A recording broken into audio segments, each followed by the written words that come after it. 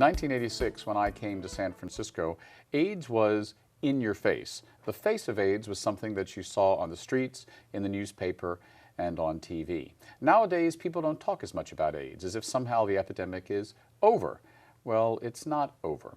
And one of the groups that helps feed people living with AIDS, HIV, and also others is Project Open Hand. Welcome, its Executive Director. Thank you.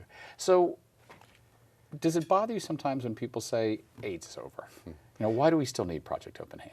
You know, every single day I know why we needed Project Open Hand. We have more than 3,000 clients who depend on us for food, and we consider our food as medicine for those individuals because they get healthier because of what we do for them. And there's not a single day we don't have a new client who comes in who's been newly diagnosed with HIV or who's moved to the city because the services here are so strong. Right, well, I mean, you raise a good point. There was a period when the story was all about how many San Franciscans were living with AIDS, HIV, and then there was a middle period of, oh, infections are down. Right. But people living with AIDS, HIV still come to San Francisco for treatment, for programs, for community, and also organizations like Project Open Hand. Yeah, I think the model of care here is the best in the world, and we've done an amazing job of grouping housing and food and medical care and psych care so that an individual can live powerfully and in their community. Right, but people do talk of AIDS in a different way than they did. I mean, in 2016 than they did in 86 or 96 or even in 2006. Does that make your job as a fundraiser, not just as a CEO, but does it make it more challenging? How do you convince people that this is a vital need? Sure. In the middle of one of the richest cities in the world. Right, and the priorities here are different. It's harder to raise money for people suffering from HIV or AIDS anymore, but we do a good job. We can tell the story really well. We have clients who are powerfully healthy because of what we do, and they present themselves in a really beautiful way every day for us. And that story goes a long ways when people tug at their hearts and want to give money to something like Project Open Hand. Right. I notice you've used the word 3 times in less than a minute. Powerful or powerfully. Is that a core message of Project Open Hand? Absolutely.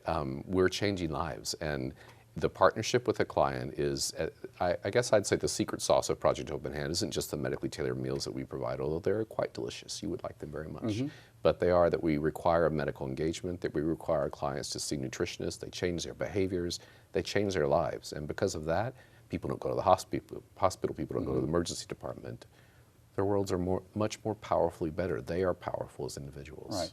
You know, when I talked about coming here in the 1980s, and like so many young men of that generation, we knew people who were living with and dying of AIDS. We volunteered for organizations. I volunteered for Open Hand. For those people who don't have a firsthand knowledge of Project Open Hand, give us a little history lesson. How did it start? When did it start? And how has it changed over the years? Absolutely.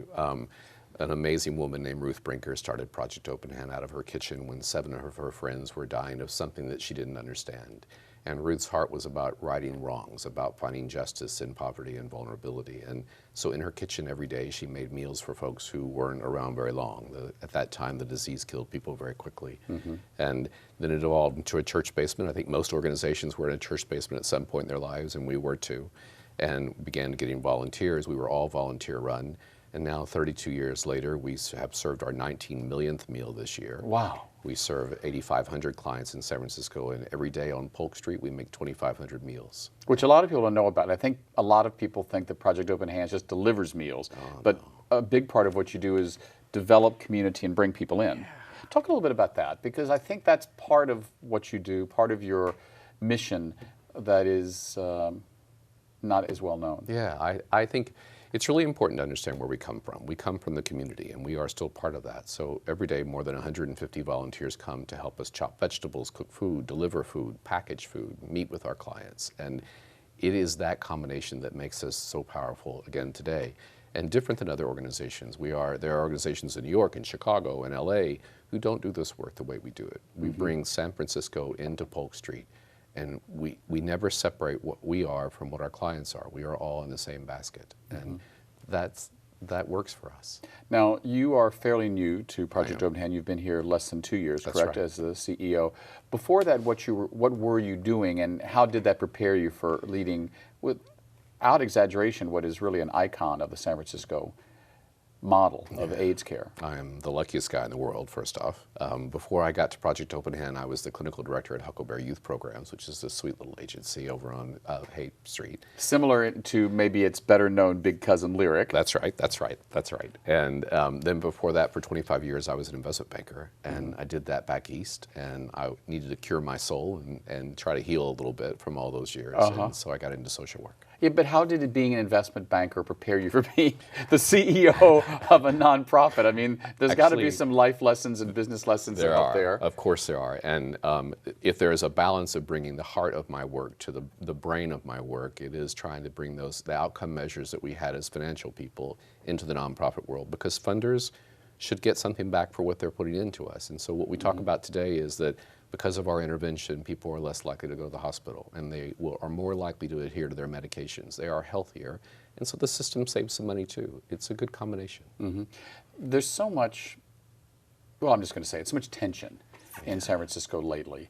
There's a sense of the haves, the have-nots, or the I might gets, and the people that I'm never going to have access to gets. You see it on the streets. The city's under construction.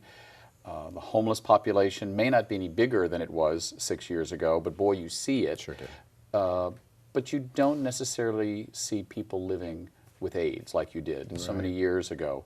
But talk to me a little bit about just the city in which we live now, and how does Project Open Hand deal with this real, I think it's a time of great societal stress and change. I think you're right.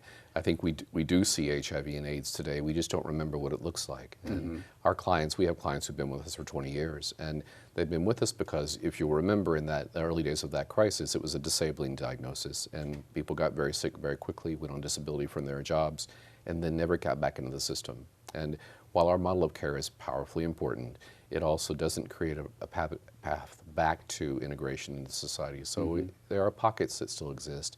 And then the new cases of HIV are in populations that you probably just as soon walk past or not look at. It's a very different group. Meaning the homeless or the disenfranchised. So how have the clients of Open Hand changed over the last 30-some years? Well, the core of our clients are the same. We still are heavily based in the Castro and in the neighborhoods that are more traditionally gay. But we have new clients who are people who move into San Francisco because the model of care is so strong, and they don't quite fit into that same model. And we have a number of clients who are precariously housed, who are struggling day to day to pay for what they can, just to survive in a very expensive city where the federal or the state care assistance program will give you $900 a month, and that's not enough to pay the rent, much less to eat. Not in San Francisco. No. So it is a disease of poverty today. It is a disease of vulnerability. It is medically acceptable today, but it is very difficult to live that way. Right. Do you find that some of the work you do has become or is becoming more political? You're not just feeding the hungry, you're advocating for the hungry? Yeah, we are. We are screaming from the rooftops on the City Hall and in Sacramento and in D.C. because at some point we have to figure out the solution to this problem, and we are the best at it. We are still the largest agency doing this work in the country, and we have led research projects with UCSF to prove the value of what we do. It needs to be reimbursed through an Affordable Care Act system. It needs to be integrated into healthcare, and we will champion that. So what is going on governmentally, and I mean both at the federal level, the state level, and the local level, that you think is helping Project Open Hand fulfill its mission? And conversely, what aren't they doing that would help you do your job better? There's no better place to be than San Francisco when it comes to government support for this work, and everyone at the Office of AIDS has done amazing work that way. Ryan White continues to be supported heavily here, and that's where a lot of our government funding comes from. But of the $12 million that we raise every year, only $1 million comes from Ryan White. The rest we raise through people like you and me who give $5 or $10 or $25. Again, that goes back to the community. But the government in Sacramento is very different. We have, San Francisco's a rich city, so getting more dollars for this kind of service is tough. And we have some smart people on our side trying to make a difference. We're in Sacramento next week to have a Hill Action Day where we'll be talking to legislators. Mark Leno leads that path for us, and we'll get there. It'll take us a while, but we'll get there. Yeah. So what about at the federal level? I mean, we're in an election year, and probably advocating for food for people living with AIDS, HIV isn't, probably a talking point on either parties. I think you're platform. Right. And so what's happening is that our clients who've lived with HIV for so long are now more likely to get diabetes or heart failure or heart disease much more quickly than their peers who were HIV negative. So we see an onset of diagnoses that are crippling that we didn't see with other populations. That's what we should be talking about, and that's what we talk about in Sacramento. If you will, it broadens the community of donors. People begin to think about other things that are happening for individuals, and the tide rises for all of us that way.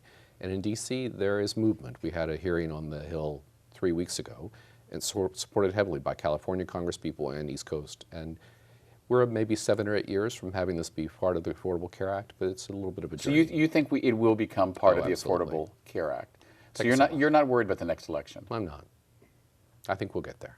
So we just have a few moments left. I'd like to ask you about the number of people you serve every day. It continues to grow, and I think you said there's actually people on the waiting list. Yeah. What happens to those people who are on your waiting list? Where do they eat?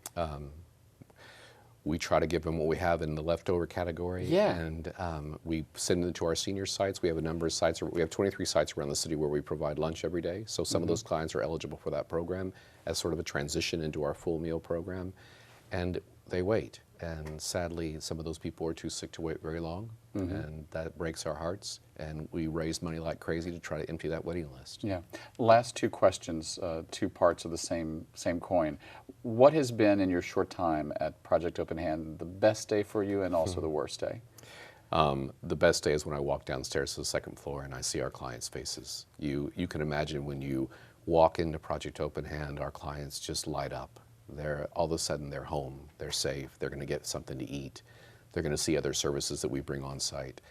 The worst day is when we lose a client, which is almost every week, and I know their names, and I probably met them because I'm down there all the time. And the fact is, this disease kills people every day in San Francisco, and we should be paying attention to it. Right, so AIDS is still a terminal disease, Absolutely. and we need to remember that.